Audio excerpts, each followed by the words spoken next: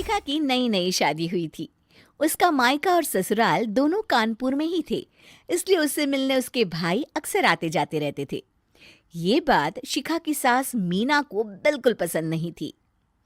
Mummy जी, आज राहुल भैया आ रहे हैं। कौन, तेरे चाचा का लड़का? जी मम्मी जी। अरे पर वो तो दिल्ली में रहता है ना। हाँ मम्मी जी, उन्हें कल सुबह दिल्ली के लिए निकलना है, तो वो आज मुझसे मिलते हुए कल सुबह यहीं से निकल जाएंगे।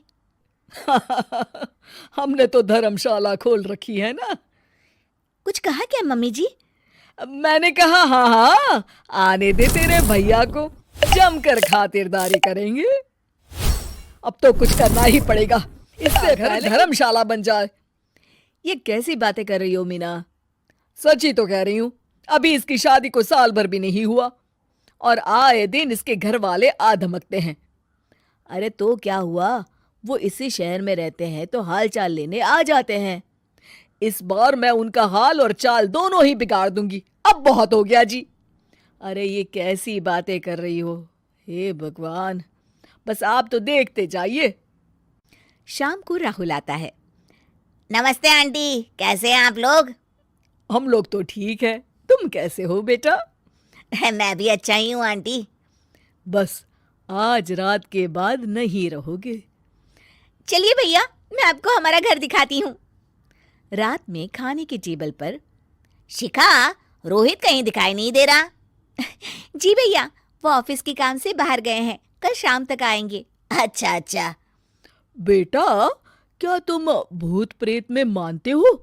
नहीं नहीं आंटी जी, पर अचानक आपको ये ख्याल कहाँ से आ गया? पता नहीं क्यों, कभी कभी मुझे लगता है जैसे रात के समय बैठक में कोई घूमता रहता है। ये आप क्या कह रही हैं मम्मी जी? हाँ, तुम लोग घबरा ना जाओ, इसलिए मैंने आज तक इस बारे में कुछ नहीं कहा। ये आपका वहम होगा आंटी जी, ऐसा कुछ नहीं होता। हो सकता है। चलो अब मेरा सोने का टाइम हो गया है तो चलती हूँ मैं। शिखा बेटा, राहुल के सोने की व्यवस्था कर देना। जी पापा जी। अब चलिए भी। अच्छा, तो बैठक में सोने वाले हैं साहबजादे। क्या बड़बड़ा रही हो? कुछ नहीं, आप सो जाइए। मीना और महेश के सोने के बाद शिखा और राहुल आपस में बात कर रहे होते हैं, तभी डोरबेल बजती है। अरे आप! सरप्राइज! काम जल्दी खत्म हो गया तो मैं आज ही चला आया। ये तो बहुत अच्छा किया। देखिए राहुल भैया भी आए हुए हैं, आप दोनों का मिलना भी हो जाएगा। कैसे हो रोहित? मैं तो ठीक हूँ भैया। शिखा, मैं भी आज यहीं सो जाता हूँ, राहुल भैया से बातचीत भी हो जाएगी। अच्छा अच्छा ठीक है। मीना आधी रात को उठती है, कंबल मुंह से पैर तक ओढ़ के डंडा लेके बैठक में आती है और देखती है दीवान पर चादर ओढ़े कोई लेटा हुआ है। देखो तो कैसे मजे से सो रहा है बहन के ससुराल में। मीना ताबड़तोड़ 4-5 डंडे मार देती है। अरे मर गया, अरे बचाओ बचाओ, कौन है? मीना जल्दी से अपने कमरे में भाग जाती है। हे भगवान, ये मैंने क्या किया? ये रोहित कहाँ से आ गया? लगता है ये नालायक राहुल मेहमानों वाले कमरे में सो गया होगा। आज तो इसकी खैर नहीं। उधर बैठक में, अरे क्या हुआ रोहित? मैं बाथरूम में था, तुम्हारे चिल्लाने की आवाज सुनी। पता है भैया, मैं सो रहा था, अचानक से कोई आकर मुझे डंडे मारने लगा। ये क्या कह रहे हो? लगता है तुम भी आंटी की तरह भूत प्रेत में मानते हो। नहीं नहीं भैया, सच में कोई आया था। मैं तो जा रहा हूँ मेहमानों वाले कमरे में सोने के लिए।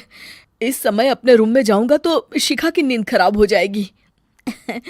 ठीक है भाई, जाओ तुम, जहाँ तुम्हारा भूत डंडा लेके ना आ सके।